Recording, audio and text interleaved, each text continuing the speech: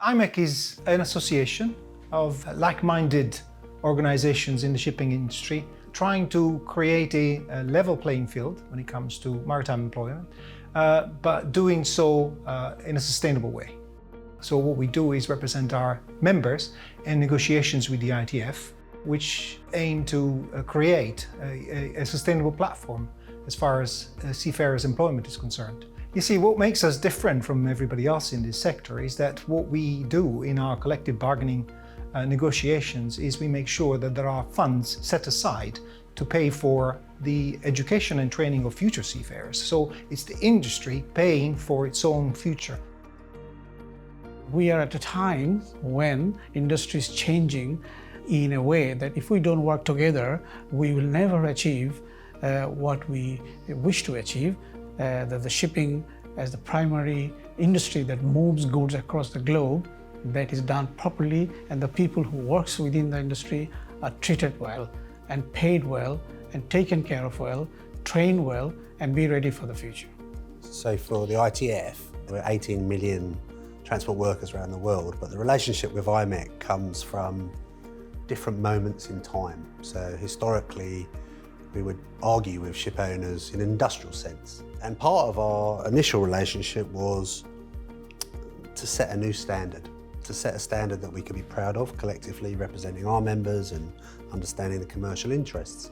But it started by building the first ever global cross-border collective bargaining agreement, where the employers field whoever the members are, and we would field seafarers and dockers from all around the world who would somehow, our challenge was to organise these multi-levelled issues.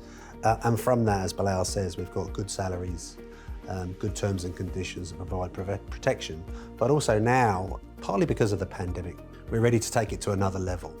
The challenge for net zero 2030, 2050 challenges the shipping industry in a way it's never been challenged before. So for us, pandemic, crisis unheard of in our lifetime, and now another kind of crisis. Both IMEC and ICS enjoy a very close collaborative relationship. For example, recently we joined with other organisations to form the International Advisory Committee on Global Maritime Affairs in the Philippines, and this committee has been set up to give expert advice on major maritime issues affecting Filipino seafarers. We also worked together on numerous other issues, including of course the COVID crisis, where we fought hard to develop pragmatic solutions to ensure crew changes were likely to take place, and we looked after the welfare of those vital seafarers. We are stronger as an industry when we come together and collaborate. The ICS look forward to continuing our close and strong relationship with IMEC as we look to tackle the collective challenges that lie ahead and create a bright future for our seafarers. As part of my role as head of training, one of the most important parts of that is the Recruitment and Training Committee, which is essentially a group of members all across the world with their finger on the pulse of how initiatives might need to be utilised to upgrade, upskill seafarers in the world, but also actually other people within the ecosystem. One of the main priorities that came from the Recruitment and Training Committee is a sustainable cadetship. So in the Philippines 10 years ago, we did just that. And now we recruit each year around 200 young, ambitious men and women to come and start their career here with us at IMEC. Not only that, it has also grown to incorporate those from less privileged backgrounds. So we now have a thing called the Ships Rating Programme, where we take on 20 to 25, again, young men and women who otherwise wouldn't have had opportunities that we can provide for them. So some of the other options we're currently looking at is expanding into other countries around the world with our cadet programme, some of those being India and also South Africa. But what's really important for us is that whilst we might be expanding into other areas, that level and training standard is at the highest quality, not only for our seafarers, but also for ourselves at IMEC.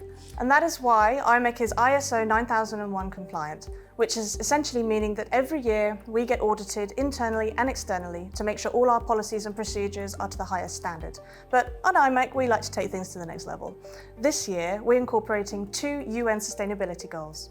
The first being decent work and economic growth, and the second, partnerships for goals.